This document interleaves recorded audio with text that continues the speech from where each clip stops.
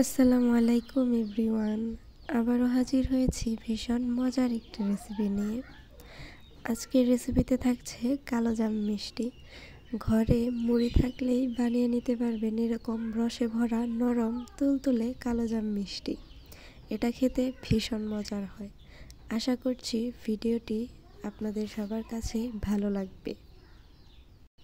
চলুন মূল রেসিপিতে চলে যাওয়া যাক। প্রথমেই মুড়িগুলো গুঁড়ো করে নিচ্ছি। আমি ব্লেন্ডার জারে গুঁড়ো করে নিয়েছি। আপনারা চাইলে পাটায় বেটে মুড়িগুলো ছাতু করে নিতে পারবেন। যদি পাটায় বেটে মুড়িগুলো ছাতু করেন তাহলে একটু ছেঁকে নেবেন। আমি যেহেতু ব্লেন্ডার জারে গুঁড়ো করে নিয়েছি তাই এটা ছেঁকে নেওয়ার দরকার নেই। এবার কড়াইতে 2 কাপ পরিমাণ লিকুইড দুধ দিয়ে দিব এবং 2 চামচ পরিমাণ চিনি দিয়ে দিব। দুধটা ভালোভাবে বলক চলে আসলে সেখানে আগে থেকে ছাতু করে রাখা মুড়িগুলো দিয়ে সফট একটি ডো তৈরি করে নেব। ডোটি হালকা ঠান্ডা হয়ে আসলে ভালোভাবে মথে নিয়ে এখানে হাফ কাপ পরিমাণ গুঁড়ো দুধ ও একটি ডিম ভেঙে অল্প অল্প করে অ্যাড করে নিব। এবার সবগুলো উপকরণ খুব ভালোভাবে মিশিয়ে নেব। মেশানো হয়ে গেলে হাতের মধ্যে একটু তেল ব্রাশ করে নিচ্ছি। এবার মিষ্টিগুলোকে লম্বা চমচমের শেপ দিয়ে বানিয়ে নিচ্ছি। এবার সবগুলো মিষ্টি একে একে বানিয়ে একটি সাইডে রেখে দিব। মিষ্টি বানানোর সময় অবশ্যই খেয়াল রাখবেন মিষ্টির ভেতরে যেন কোনো প্রকার দানা না থাকে, তাহলে মিষ্টিগুলো পারফেক্ট হবে না। ভাজার সময় মিষ্টিগুলো ফেটে যাওয়ার সম্ভাবনা থাকে। এভাবে আলতো হাতে সবগুলো মিষ্টি বানিয়ে নেবেন। চেষ্টা করবেন সবগুলো মিষ্টির একই রকম শেপ দিতে, এতে মিষ্টিগুলো দেখতে সুন্দর লাগে।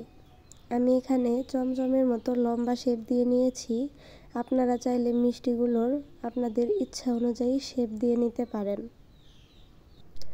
এখানে 1.5 কাপ পরিমাণ মুড়ির ছাতু দিয়ে আমি 15টি মিষ্টি বানিয়ে নিয়েছি। আপনারা আপনাদের প্রয়োজন অনুযায়ী মুড়ি নিয়ে নেবেন। সেক্ষেত্রে গুঁড়ো দুধ আর ডিমও আপনারা আপনাদের প্রয়োজন অনুযায়ী নিয়ে নেবেন। দেখুন আমার মিষ্টিগুলো কতটা পারফেক্ট হয়েছে, একটা মিষ্টিতেও কিন্তু কোনো প্রকার ফাটল দেখা যাচ্ছে না। এবার মিষ্টিগুলো একটা সাইডে রেখে চলে যাচ্ছি শিরা বানানোর জন্য। চুলায় একটি প্যান বসিয়ে দিয়ে দিচ্ছি 1 কাপ পরিমাণ চিনি ও 2 কাপ পরিমাণ পানি, আর দিয়ে দিচ্ছি 2টি এলাচ। চিনির শিরাটা বেশ কিছুক্ষণ জাল করে নিব। যখন এরকম আঠালো ভাব চলে আসবে তখন একটা সাইডে নামিয়ে ঢেকে রেখে দিব। এবার মিষ্টিগুলোকে ভেজে নিব। চুলায় একটি প্যান বসিয়ে বেশ খানিকটা তেল দিয়ে দিচ্ছি। মিষ্টিগুলোকে অবশ্যই ডুবো তেলে ভাজতে হবে। তেল হালকা গরম হয়ে আসলে মিষ্টিগুলোকে দিয়ে দেব। ভাজার সময় মিষ্টিগুলো অনবরত নাড়তে থাকতে হবে, এতে করে প্রতিটা মিষ্টির কালার একই রকম হবে। মিষ্টিগুলোকে আমি লালচে করে ভেজে নিয়েছি। ভাজা হয়ে গেলে মিষ্টিগুলো খুব ভালো করে তেল ঝরিয়ে তুলে নিব। চিনির শিরাটি হালকা গরম থাকা অবস্থায় মিষ্টিগুলোকে এর মধ্যে দিয়ে 5 মিনিট জাল করে নিব। এ সময় চুলার আঁচ অবশ্যই লোতে রেখে জাল করে নিতে হবে। কোনোভাবেই চুলার আঁচ বাড়িয়ে মিষ্টিগুলো জাল করা যাবে না, এতে করে মিষ্টিগুলো চুপসে যাবে। চুলার আঁচ একদম লোতে রেখে মিষ্টিগুলোকে আমি 5 মিনিট জাল করে নিয়েছি। দেখুন 5 মিনিট পর মিষ্টিগুলো ফুলে কতটা বড় হয়ে গিয়েছে। এবার চুলা থেকে নামিয়ে মিষ্টিগুলোকে প্রায় 2 থেকে 3 ঘন্টা রেস্টে রেখে দেব। ফিরে আসছি 3 ঘন্টা পর। দেখুন আমার মিষ্টিগুলো এরকম হয়েছে। দেখতেই পাচ্ছেন আমার মিষ্টিগুলো কতটা পারফেক্ট হয়েছে। আপনারা এই রেসিপিটি বাসায় একবার হলেও ট্রাই করে দেখবেন।